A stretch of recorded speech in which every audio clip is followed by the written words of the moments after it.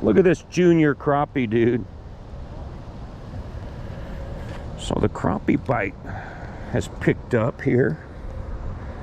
Dave just picked 2 of them up down there where he's at on a shad wrap.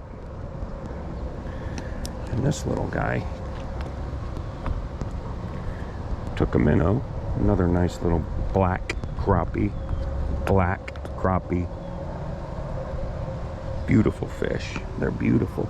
I just told Dave, this is when you ought to start stringing them up. You get on that crappie bite, man. They're good for the frying pan. GMR fishing. Never a dull moment.